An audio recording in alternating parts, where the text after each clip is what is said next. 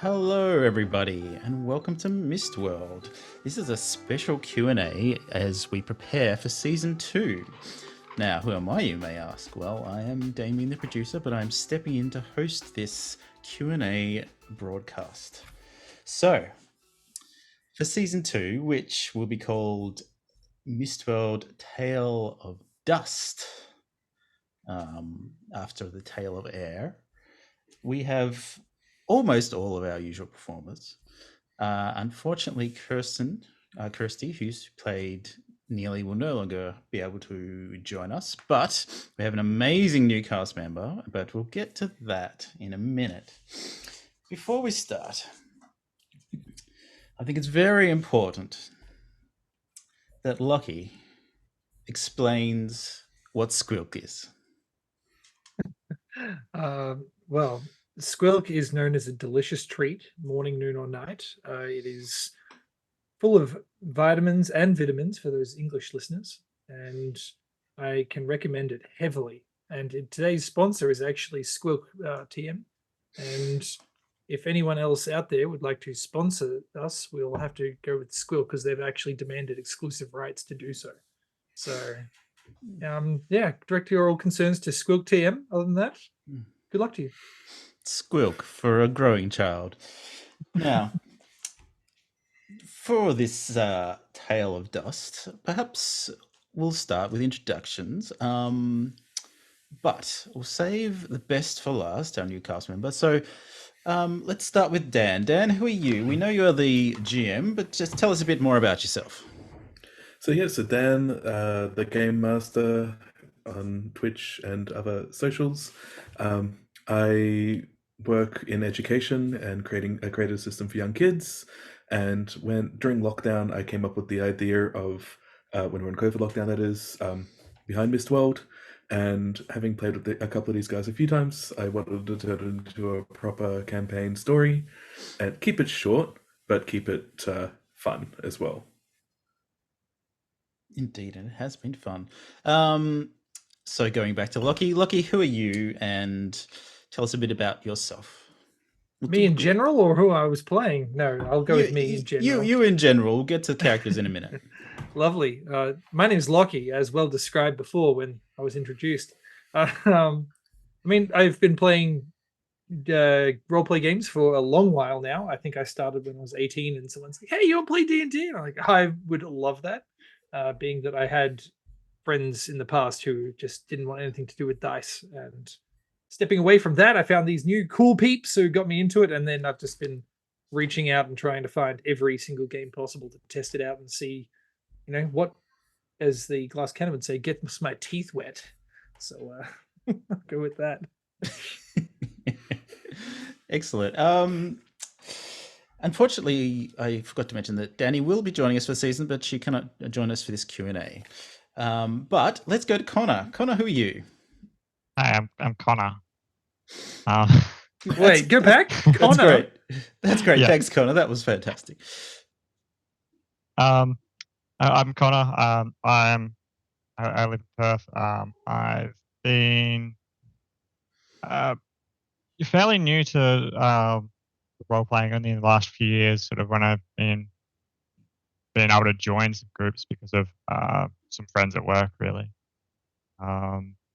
And before that, I played the occasional game online. It was from the country, so it was kind of hard to find games with a lot of my friends because it was all about football and stuff like that. So it was kind of hard to get games there until I moved up to the city. So. Yes. Well, we're glad to have you. A wonderful addition. So, without further ado, I bring the one, the only, the magnificent Kate O'Sullivan. Woo! Hello. That's me. Oh no, compliments. No, boo, hiss, bar. Hence why I did. Yeah. Kate, yeah, I know. tell us all about yourself. Not character yet, but just tell us about hi. you. I am Kate. I am O'Sullivan Kate on lots of little pockets of the internet where I do nerd things and non-nerd things. Although I generally am a nerd, so I suppose they're all nerd things, really. I play in a couple of different actual plays. One is a podcast called Dungeons and Doctorates, where to truly go down the nerd vibe, we play fantasy PhD students because there's nothing better than really committing to the nerd bit. I also play in Meeples and Dragons' campaign, Radiant Shadows, where I play an adorable little halfling who just can't seem to not disappear on a semi-regular basis. But otherwise, I'm a performer, I'm an educator. I mostly work in informal education, but I still step into the classroom from time to time. And I'm just generally around. That's the general Kate-ness of it all. I just seem to pop up when needed and required. Well, what I think the listening audience really wants to know is what's your credit card details? Technically non-existent because I don't own a Ooh. credit card. So Wow, technically a I little don't bit have fancy. one. Yes, indeed. Thank you, Kate. Yes, Kate is definitely around. I know I'm just at midnight. I'm walking around the house, and yep, she just pops out from under the couch. So Kate is everywhere. Look, I was a Shakespearean ghost the last time I was working with you, Damien. So lots of things. Touche. So, let us perhaps talk now about characters. Lockie, why don't you just have a quick introduction to your character, and maybe also just since Kirsty can no longer be with us, maybe your favorite interaction with Kirsty's character, because we miss her. Kirsty and Kirsty's carry Nisbet and Henry, my character, had a lot of great interactions. She eventually kind of took him under her wing as the big sister / mother figure. But one of my favorite things was just there's a scene towards the end, spoiler alert for all those who have managed to make it this far into the series or just started with this prologue to season 2. What a weird spot. Yeah, no. Weird spot to start. Let's listen to the Q&A of season 1. Was the scene where we're fighting the dragon, and Christy manages to have Nisbet bring him up and bring Henry back up, and then Henry's like, "I'm going back out there," and then she's like, "All right, cool, I'll leave." And then Mr. Whitler, played by Connor, comes over. It's like, "Don't let him die," and she's like, "I'm busy flying the plane. What do you want me to do?" And then instantly, like, Henry runs out to go fight on top of the flying ship with his sword out, and gets all these baby dragons. And then she comes over the speaker and just shouts out to the mother dragon, "Your babies are weak. They die so easily." And the dragon just turns around, looks directly at Henry, and soars down, and he kills him instantly. And so it's just such a funny moment. That's perfect. But yeah, tell us more about your character. It's for those of us so people tuning Henry in at this weird moment. Me. Useful for me. I know. And for I don't Kate, very probably useful for Kate. So tell us what you feel like. She doesn't want to listen to 10 episodes.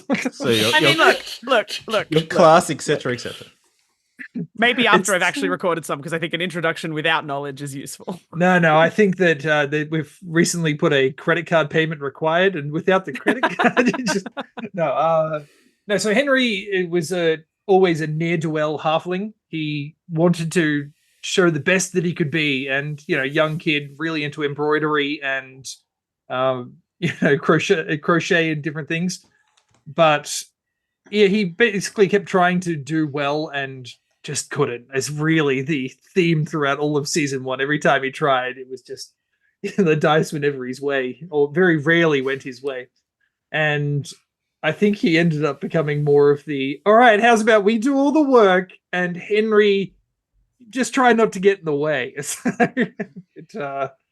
And that theme carried on right until the very end, where Henry was trying not to get in the way and ended up causing a lot of problems. But he does what he can. He thinks he's doing right. But yeah, I think the season of Dust will be a bit more different. He's really lost himself after losing so many times, and he's tried to step away, and then that's where we kind of left him. It's just like, I'm quitting, goodbye, and then everything went to shit again. He tried so hard, he got so far, but in the end, it didn't really matter. That's it. Yeah, he handed his resignation, and he's still there. That's it's next level Henry. Looking forward to that. Yeah, and don't forget as well, down an arm. Yes, yes. Oh, that's true. Yeah. No high fives, and crochet is going to be much harder. So, yeah. High fives, just no high tens. Well, no, it was his high fiving arm. Oh, he's high fiving arm. Yeah, I hate it when that happens. I get The question is, was it arm. his dominant hand? Because that's a way more interesting problem to leave yourself. You lost your shield as well from memory. Yeah, They both shield's went over the gone, end. arm's gone. He just fighting with a sword in his hand, and swords he's okay with, but he was always a shield bearer. That was his thing. So he's lost all that was important to him. His only skill that he defined himself as being useful, and as his dominant arm is gone, as we've well established now, he's got a lot of pent up aggression. If you know what I Gave mean. you that shield as a gift, and you just And just held Threw it it into away. a dragon's mouth yeah, with his arm. honestly. Connor, how about you? Tell us a little bit more about your character and any favorite moments with Neely. Gosh, well, I play Mr. Whitber. He's an old goblin that works on the airship. My character sheet, I have him described as people, gobbo, homeland, gobbo, heritage, gobbo, age old, eyes two, and hair some. So, Pure hopefully gobbo. that, Cool. yeah, it describes the character. Plus a goblin amount of hair. Yeah. So he's a bit more of been a little bit more of a gruff, abrasive character, and set in his ways somewhat. And I think initially he didn't really want Henry along because he was always in the way. So, but And then towards the end, I didn't want Henry along because he was always in the way. Yeah, Neely. I think the best part about working with Neely was that she was always very caring and wanting to baby Lockie a little, baby Henry a little bit. So, and Lucky too. Yeah, both to be honest. Yeah, he needs to look after him. Which definitely rubbed off on Mr. Whitler, especially after the escapades in the Bastion, I guess. Excellent. Thank you, Connor. Before we get to Kate, maybe we'll just have a quick recap of the final scene of season 1. Now, I seem to remember there was a defeated dragon, and it was weaker than it should have been. It was not in the best condition, so that was something everyone was thinking of. There was big 4 pillars rised out of the mist, but then they found out there was actually fingers, and it grabbed the airship and brought it to the earth, which is very well described. And there was something I wrote down here that the Blue Sister said, "It's not your fault. You were betrayed," as everyone passed out. Now, maybe Dan, you can give just a bit more of a summary of that and anything I've missed. Look, those are the two main things. So these guys, so I guess even back at the start, when all of the characters wake up right in the very first session, they hear what they later realize is the Blue Sister saying, "It's not your fault." And despite the fact that we saying, as I always do, you guys don't know each other, had that dream, they immediately all start talking about how they had coincidentally had the same dream, because that's what players do when you tell them not to do that. The other main thing as well is that, yes, the dragon, it definitely appears to have died and is directly underneath them. Both ships get taken down. So there was the Cisco as well as the Hope and Grace, which was our player's main ship. They've both been yanked down into oblivion, basically into the landscape. So you've got the situation where the characters, when we do pick up, will be waking up one by one on the surface. With not a lot of resources and not a lot of hope potentially to get back up to where they belong. Grace. Oh, Grace. Beat me to it. Yes, I'm very much looking forward to that. And what I really enjoy, as much as we miss Kirsty, is new players coming in not knowing what's going on. It kind of gives that an audience kind of participation, like that in media res of what the hell's going on. And if anyone is jumping in the second season, that's kind of a good place to be. So let us introduce. Well, we've already introduced the fabulous Kate, but let us talk about your character. Tell us more. Yeah. Look, I love creating characters that are like make sense. Like why would this person exist? So in this case, I've decided to go and live my ladybug fantasy. And go. Which we So all there's a have. heritage in Tiny Dungeon called the glitter bug. So why not? Let's do something fun. So I have created Melody Whisperwing, because just throwing words together that sound suitably bardic seems to be my my God-given right. I love it. And yeah, so we have her. She's we're going like, there's not classes the way there are in D&D, which is the game that I play a lot more of. But Bard is the angle we are going for here. We are going full charismatic cheat friend, because that's fun and gives a reason for someone to appear out of nowhere and be interested in everybody. So be a good time, I think. Hopefully. Yes, absolutely. Can I ask what Yeah. part of the bug regime was most appealing to you? What part of well, look, I mean, there is an entire song that I just get to put into a minor key for the purposes of these shenanigans. So I'm going to see if I can bastardize the jitterbug and try and just have some fun with as many puns and chaos as I possibly can. Puns because and that seems chaos. fun. I'm sorry, you've come to the wrong show. Puns and chaos. Have I? Have I though? That was very, very tongue in cheek. The ship crashed in front of me and it put the boom boom into my heart. Now, Race this question for Dan. guys are out of my way. Dan or Kate, Mhm. do you have an explanation or a tease about how Melody, that was the name, right? Joins the crew, and what has she been doing this whole time? Yep.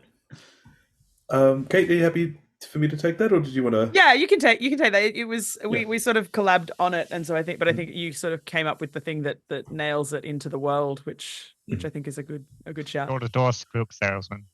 Yeah. So, Look. Despite Connor's insistence that he wanted to stay at home and be a grumpy asshole and make the scene more difficult for me, the other characters made a deal with a blue skinned fae, and he got kind of roped into that in absentia. And as a result, after me, I was being hunted down through the streets. You expect me to go to a fair? Yes, it's a plot hook. That's how that works. More like an unfair. it was a then, isn't it? neon and glaring lights. Anyway. Yeah. Whoa, hang on, sorry, my lights have just gone chaos. The voice activated. That's better. Sorry. Excellent. Oh, good. Yeah. So, and as a result, you guys have a debt to pay and some work to do. So, when you guys come through the cloud, you will be slightly protected on your way down. So will Melody, and if things go well, and we have another backstory one shot, we might find out why that is. Yeah, I mean, to me, you're burying the lead here, because the big thing about season 1 was always that the mist will kill you. You touch that mist, you're dead. We've gone into the mist, forcing our way, kicking and screaming, and suddenly there's people living down there? Question mark. But if you've made a deal with a blue fae, then the fae wants you to survive. That's not up to you. Kill everyone though, right? There was those miners that were down there. Yeah, those poor young children miners. That's man, I feel sorry for them already. They're giving me that face again. They said miners and I went twitchy. It's okay. So I'm going to start talking about miners as in workers. keys. It's going to be great. Oh, no, we're going to just throw a whole bunch of variation stuff in here. Excellent. How many the miners of miners is going to really drive you nuts. It's going to be good. No, so those guys are trying. So, Kate, just to catch you up on the scene, Mm. at one point they come across this village that has a whole big cave network underneath, and so there were these cave workers, is the word I'm now referring to them as, who Who were were of a children. small race, and which caused confusion, and they were basically trying to find a way Petite through the miners, caves I down to see. the surface. and Yeah, adult miners but what too. would happen was like these guys would only get so far and Mm. get caught out and potentially die. So they were wearing like plague doctor masks to try and survive long enough to get back up to fresh air. Mm. So it's not I guess it's not a plot hole. They aren't finding that pathway down. They're just desperately trying to find one. Mm. Excellent. The fact that they were children was just really sad. Coincidentally, sad is my favorite type of sad. Kate will fit right in here. Like rain. What Isn't I it ironic? Sorry. The question I like to ask, and please, when we start episode 1, please feel free to do the exact opposite, and also, narrative will potentially make things different. But how do you think each of your characters will react to melody, and also how do you think melody will react to the other characters, Kate? I mean, part of the sort of logical backstory of why I've survived, which we will not reveal right now because that's no fun. It makes sense as to why she will be very interested in who these people are. So I am not worried about her reaction so far as it is going to be one of, so you're here. Interesting. Why are you here? Which will be fun. Yeah. So I'm not so worried about that. Like from a reaction standpoint, I don't know that it's going to be a particularly interesting one, other than think, ponder, interrogate. A mystery. Lockie, what about you? How do you think you'll react to someone new coming in, and also nearly not being there? Yeah, I mean, Henry's thing was that, right before he basically tried to hand in his resignation. It's his thing. He's like, I'm not helpful here. I'm, being useless, and I'm just a burden to the team.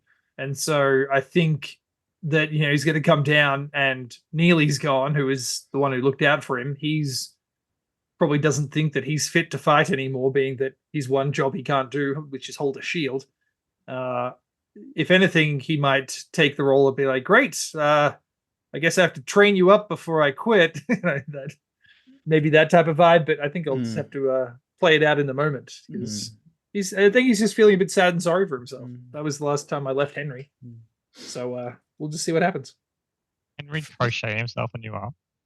Yeah, just dangling. Not with one hand. That's the real that's the problem. Of Henry. He's gonna have to get some help with many things.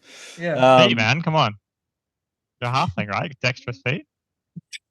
Oh yeah. He kept accidentally like weaving the hair on his feet into the thing. Before I move on to Connor, just a question that I just thought of. Okay, why do you, just for people who didn't listen to season 1, why do you think he is so miserable and down on himself? Do you think it was the dice, or do you think it was just the character arc that you made? Well, I mean, the dice are as much a storyteller as anyone else in these games. They are, yes. And I think that, he's always been put down by his parents, being that his brother, was it Dimitri, I believe? It's been a beat. I like that moment. Yeah, was always the hero of the family and was, praised by the gods to be the hero. And then he's really good at crochet. It's a bit different in just a tad different. Yeah. But he always wanted to be that, like stand on the same level as his brother. And so I think every time he tries, it just doesn't work. And it's, his parents told him, like, just quit. God, you suck. Why are you even trying? Like, Dimitri's got this. And so I think he was like, I can do it too. And everything has proved that he cannot. And I think it's just, eventually you get kicked down enough that you can't get back up again. It's like when you have a doctor family and there's 3 doctor children, and then one child goes into the arts or something. Shut up. Yeah. Shut up. You're calling me out. Rude. How dare. Damien. No. Shush. She called out on She my played a first ghost episode. Sabbath. That's something. I feel like they're just trying to target as many people as possible, though, Damien. Let's see the doctor's healing ghost, huh? This is his first time talking on a Mistworld episode, so I feel like he's taking this is full why we don't advantage let to him serve normally? Got it. everyone. Yeah, this is why I'm normally just the producer. I'm making enemies already. So, Connor, over to you. Yes. How do you think you'll react to the new member? Grumpily, like usual, I guess. I don't know. It'll be quite a surprise to recover from a crashing airship. Quite a lot of shock and stress that will come with that, especially with a lot of friends either missing or dead, and then to be sort of alone amongst like the bodies of everyone you've lived with for 30 years or so. I mean, I like the idea that in the fall, you fall out of the ship and then land on the body of K-Quab, and that was the thing that survived your fall, just this spider body that you get, and his legs go flying everywhere. I genuinely enjoyed that character more than I enjoyed Mr. Whitler, to be honest. We can change characters. I mean, I too feel the same. Unfortunately, that was the only one I threw off the ship. Yeah. Otherwise, if I had known that, I wouldn't have done that. Damn it. Redcon time. I too had a very special place in my heart for Alistair McFloundry, the ship crewman, the passenger manager. Just his absolute douchebaggy uptightness and penny pinching, skill set. It's just, God, it's fun to work with him. For some of my friends who have listened to the series, I think they said that the most enjoyable moment was with those officers in the series. Genuinely. It's a real shame what happened to them. We'll have to bring back their second cousins or something. Well, I guess on that note as well, Connor, how we end the season with Connor reconnecting with his family. Will that also and now? Oh yeah, just reconnect with that family. You killed them again. I killed none of them. You left them all. To be fair, you left your niece back on safe land, so you didn't make me kill them. Yeah. And I guess where do you think Mr. Whitbear will be losing that new connection? Just to give it to him and tear it away straight away. No abs. Gonna be in shambles, man. Come on. Absolute shambles. Aww. Here's the family he's avoided for 30 years that aren't mad at him. Here's the great nieces and nephews that he's hasn't seen grow up who have come looking for him. And airships crashed and all that's gone. Note to self: come up with big speech about why this is not as terrible as it could be. Okay. Well, I was thinking about be good, bard. Be positive. The comment Connor made before, where he was saying that his friends were liking the episode where we had all these, second in commands yapping, and I think that really speaks to our style of roleplay. I mean, off camera, Kate was asking about what style do we play? Are we really into the game or are we into the roleplay? And I think that the idea that our best, roleplay moments or the most, enjoyable come from the characters we don't have any character sheets for. And we just lean but isn't into that plot always armor. the way? Yeah. Isn't that always the way? Mm. And then the DM has the right to rip them away from you to make you hurt inside. Yeah, it's fine. It's something I take seriously. No, I have had a DM do the same thing to me, and then my character was depressed for 6 months. He regretted his choice. It was fine.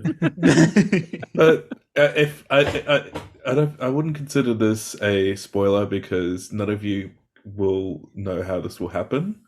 But all of those characters will appear in some form or function in season Ooh. 3, and Oh, I'm not going wow. to say anything beyond that. Well, I don't know. I But, just like, that would be- described how Mr. Whitber survived, and that's K-Crime's moment. Yeah, but no, there'll be. I won't say more. Mystery. So there is. Oh, I mystery found there. it. I found a good quote for hype me. Good. Okay. Quote found. I need to add another tragedy on top then, because we've already talked about how Lockie's characters lost their arm, Connor's lost their family, and Danny would have to You lose just got something as got well. sick of the robot. You just got sick of the constant bullshit associated with it. Well, it's not. It might not be doing very well after falling out of the sky, and that might be something that also needs to be resolved. Now, refresh my memory. Was that because the robot was OP'd? No, it was just because It was that's just the only thing I annoying. could reasonably. No, it's not that. It's just more like the robot wasn't part of the deal. It's fair. Was- That's fair. That's fair. That's fair. I've just put something in that chat just so I can find it later. That's not like I'm putting some things in a chat to be like, nope, they're for me, for my brain, not now. Things Yes. might go ping. Yes. Cool. Yeah, I Um, mean, loss is the part of character building. You course can't it have a is. character who's just happy all the time. It's boring. She Well- says, knowing full well that one of her characters is happy all the time and just really doesn't want that to not be the case. Well, again, I came up with this is like the main Mistworld is this season, and I came up with it at a time when we were, here in Melbourne at least, locked in, and like I could leave the house by walking the dogs for like half an hour in the afternoon, and shit got dark, and Living is in where we're Perth, going where now. we could just be and go outside if we wanted to. Not that you would choose to, but you could. Must have been nice. I mean, that It 8 was- p.m. curfew we had to live with was fantastic. Mm. It was, and so this is where this came from. So when we come out of it, in the future, you guys will be like, wow, that actually did feel like that a bit. No, I would have nothing to relate that to. Yeah. I think it's just you and me, Daniel. Yeah, it's fine. I will inflict trauma upon your fictional characters instead. It's fine. That's fine. I would expect no less. much. Speaking of Danny, perhaps you can give a bit of a reminder about Danny and the Dragon Egg. Right. So yeah. So Danny. So as part of your Coming guys, soon to bookstores. Sorry. Danny and the Dragon. Da-da-da-da-da. So as part of your guys' plan to help flush out the dragon, so the dragon lair was basically a rabbit warren, and so you guys in your tiny little ornithopter helicopter type craft flew in to try and entice it to be the bait to drag it out one particular hole that the larger ships were set up to ambush in. And what Danny did in all her wisdom was steal a dragon egg that was there, and now has it with her. I haven't decided what's going to happen with that egg yet, to be honest. It's at this point it's perfectly intact. Whether or not it's got what it needs to hatch or not, I guess we'll all find out. Henry Then- wakes up in a chipper mood. Omelette, anyone? Yeah, it depends how much food's around. Yeah. I mean, it could be that you get that desperate. Who knows what happens? Maybe that's how you get Dragonborn. Like, Sorry, eating a bunch of- with the ladybug with this, we can just wing it. Ruff, ruff, ruff, ruff. Okay, we've destroyed Dan already. Okay, good. it's every So day. you're getting them out now. It's good. This means that Yeah, like when no, no. in gameplay it'll be No, less. it'll just They get don't- worse. They don't. No, No, it'll be less out of nowhere. It'll be very much planned Oh, and set yeah, up yeah. and ready Yes. to go. Yes. It's unending, is what it is. Mm-hmm, mm-hmm. But yeah, Would so you say it that's- was that's punishing? Sorry, I'm gonna go back in the corner. Not you You're two. just trying to bug him now. Oh, Hit right Jesus Christ. Oh. What? Oh, Getting back to the questions. rocks fall. Rocks fall, party dies. Kate, It's season 2, guys. Kate, what's your, I guess, preferred playing style, and what is your view on combat? I have a tendency to be the player people bring in because they want RP. They want roleplay because I come from an improvisation and theater background. So RP is my happy place because it's basically what I do for fun. But I like combat because I think combat, the dice get more of a chance to decide and to give you consequences in a way that sometimes RP doesn't, because especially in D&D, which is, as I say, the format that I play the most, the players are pretty good at RP a lot of the time because you'll have someone who's charismatic and you'll have someone who can do these things, and it's almost when you get to combat and you're like, well, I rolled a 2 and I guess I don't hit anything and now it's gonna hit me. It's sort of way more the DM has more opportunities to be scary, but in a good way. I'm not saying scary in a bad way. But yeah, I tend to play RP heavy, but that's also just because that's the games I end up in, not necessarily because I am anti-combat in any way.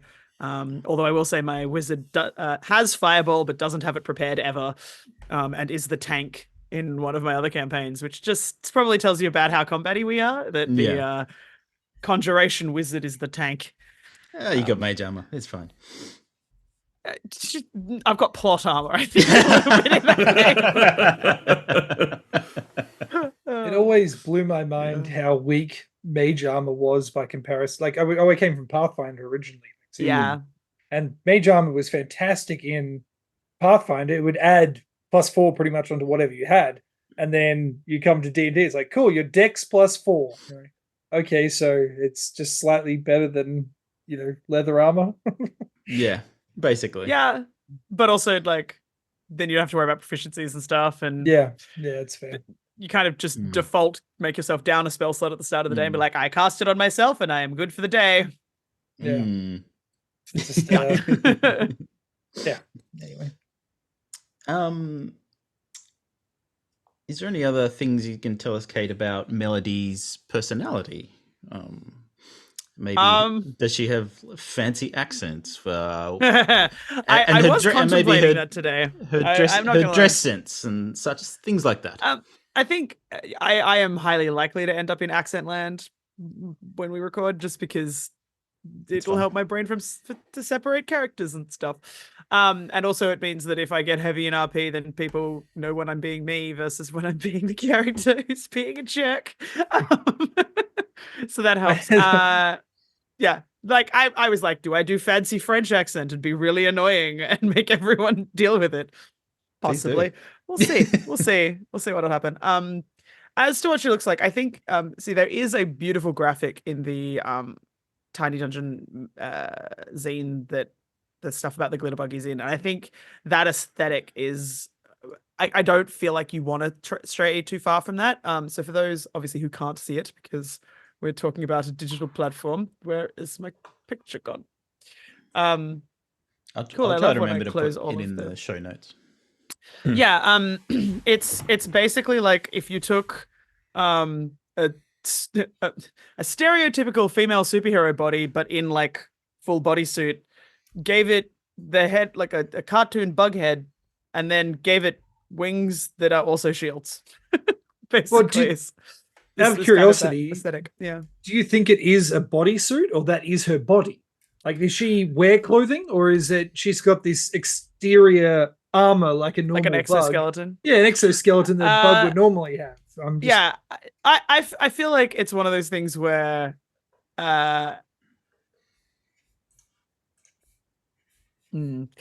see, my gut feel is to say that it is not her body, but she wears something that is like, it's like the second skin. So there's like the body's underneath, and then this is the layer that just goes over the top.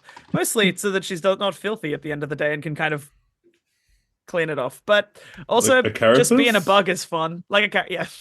Maybe just you at the end of the day you just shed one layer of your skin, like and I'm done. Go. I'm clean. No. I feel so refreshed. It's so gross. Why are you sweaty? But then it brings to the whole question of like, I don't have bones then if I've got an exoskeleton. I'm just squishy on the inside, and I could get real sciencey on this and it might gross people out because that's part of my day job. Get super sciencey on this. Yeah, look, I haven't, to be honest, basically the way that this has gone for those who are listening to this is I made this character in vague senses yesterday. So all of the details are not finessed in any great depth. But yeah, the sort of this, it's this, they look like large ladybugs, but with an outer shell that is sort of glittery and sparkly because they're a glitter bug, not a ladybug. Because that's more fun. Oh, hello. She kind of reminds me of the what's the bug woman who can sense emotions in Guardians of the Galaxy? Mantis. Yeah, it kind of mantis feel with ladybug wings. Yeah, and the other thing that sort of like jumped to mind, and this is a weirdly niche pull, is the movie James and the Giant Peach. Yeah, that's a throwback. It's a throwback, but I didn't realize that was an actual movie because yeah, the first time I ever watched it, I was sick from school, like home with a fever, and I legitimately thought until about 3 or 4 years ago that it was just a fever dream that I had. Look, that is so valid, and I think sometimes I wish it was. But I kind of more taking from the Miss Spider character that Susan Sarandon voiced, rather than necessarily taking from Mrs. Ladybug, who just seems way too chirpy and nice. But not yeah, gonna be like I think the ladybug from Bug's Life. I mean, we could. God, I haven't. Bug's Life is like a pull that I should be able to. Yeah, no, that doesn't feel like the aesthetic for some reason. That feels, in a nice way, to the ladybug from Bug's Life, dumpier than my brain is saying.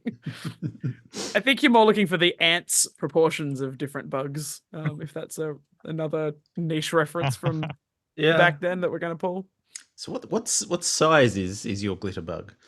Like really small? Yeah, so that's a thing that's kind of hard, like, because I think that's very much world dependent and something that I hadn't discussed with Dan, but need to now that I've sort of cemented that this is the character, because they say they are large, but what does large mean?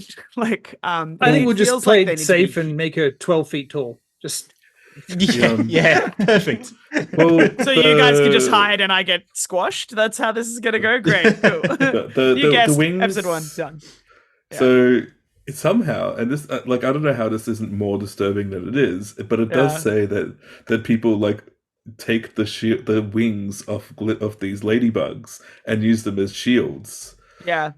So you're like the only race I've ever heard of that drops loot automatically if something kills you. Great, I'm sorry, you are not allowed to kill me just because you lost your shield. That's not Don't give them ideas. We'll see what the dice say, all right? Yeah. Introduction scene, it's like, oh no, Henry, you've lost your shield. Hey, I see that bug over there. I heard they make good shields. I lean over and just put my foot on her back. Out of curiosity, the glitter bugs, Dan, is that are they common to our world? Have we seen a glitter bug, or is that an unheard of race? I always treat these things as being like any kind of race as being they're just around. I really hate the idea of there being like, good or evil races, or hidden ones and stuff like that. So I hadn't kind of introduced them before because I wasn't anticipating one turning up as a player character. But the way that Kate was describing like wanting to have like a kind of happy-go-lucky bardy type, I'm like, how cool would it be to be a ladybug bard? Like that just felt like sweet to me. Yes, is the correct answer. I had the idea that maybe like there's an entire world below the mist and different species and things like that. And that's why I was like, oh, is that what we're going with? But if they're just around, then you're much less special, Kate. Yeah, the decision was made that I have gone through a similar process to you guys, not that I'm not spoilers. Not from she was on board the Hope and Grace. Yeah. As a crew member. Cool. So don't know what I was doing, but anyway. Obviously, the rest of the crew didn't notice you this whole time. I was quiet and reserved in my bard form. with a rainbow shell. But I also imagine like any kind of bug worth their salt would have been like, hey, I just heard that the ship's on its way to kill a dragon. There's like a story or a song out of that. Yeah. Um, And also, like the crew on the ship. I mean, you got a captive audience there. Yeah. true that. I mean, maybe you guys were too busy hanging out with each other and like having a whole adventure party, and then I was just like, "Hello, no, cool." Cool. Oh, we I mean, we you're over only here. just rejoined the ship like right before the dragon fight happened. So Well, Yeah. the other option is that maybe because there was two ships, like two giant Yeah. airships, and then one of them went down. You might have been on that one and managed to get True. across There through we go. flight or otherwise to make it. Yeah, because you can She fly. does yes. fly. There you Yeah. go. There's our logical reason why we've Yeah. never met before. Perfect. Oh, I oh, also do it like could that it have says been- they shed their shells yearly and grow new ones, which means that you can just have a free shield within the next 12 months. Enjoy. You'll just staple your previous arm onto his. Yeah. There we go. Okay. I got this. That's the Slapping it worst. around. But does Your it- goal Um, is to crochet yourself an arm so that you can hold the shield when I eventually drop it.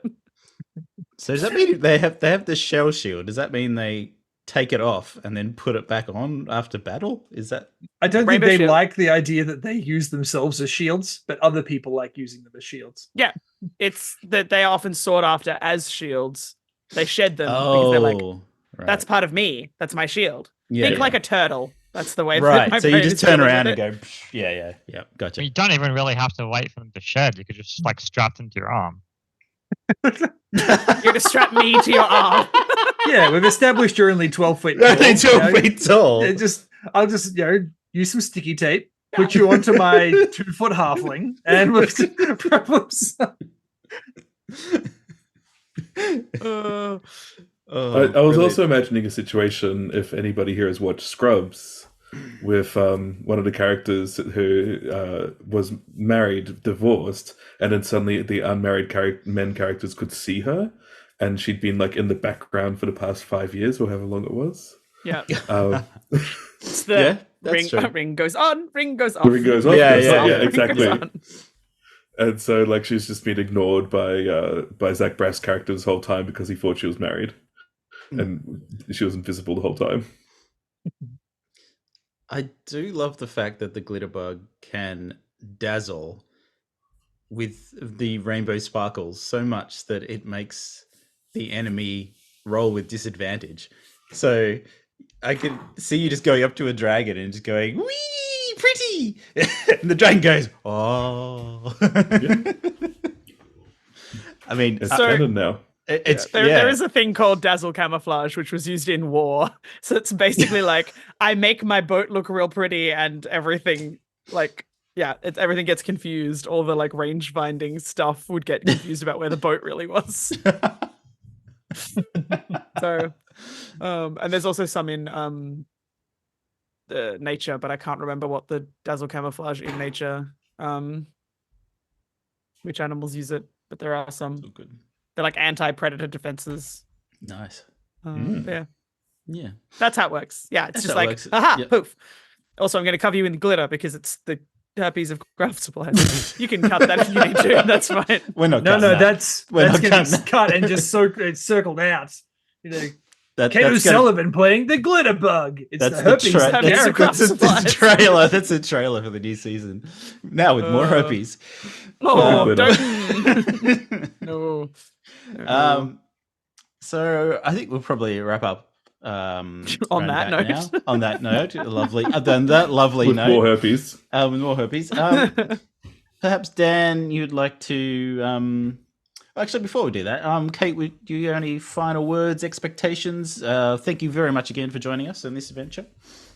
No is the short answer. I mean, I've got homework. Excellent. I should probably go and listen to the previous season so I know what I'm in for. But also, I'm tempted not to until after we've recorded the first episode, just so that Yeah. we get nice, could be fun. clean.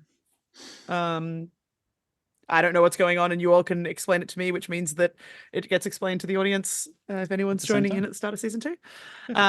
But otherwise, look, I think there's just going to be a lot of puns. I think having a glitter bug is just going to be.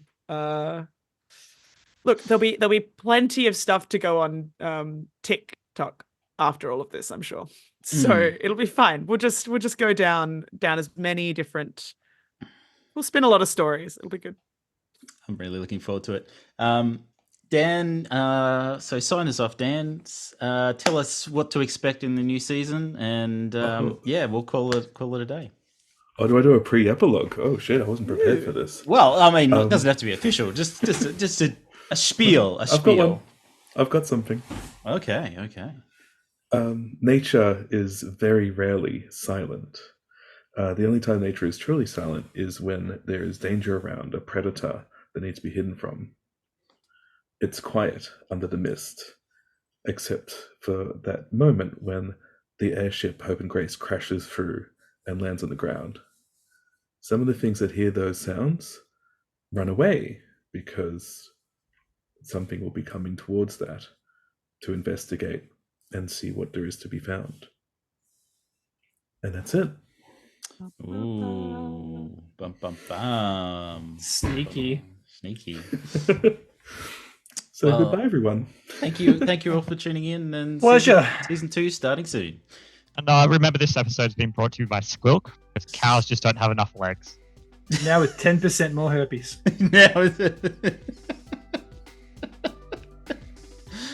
On that note, Welcome, Kate. welcome, Kate. I mean, to be fair, that was entirely my fault. Yeah. Entirely my fault. All right. See you soon, everyone. Bye. Yeah, See you soon. Bye-bye.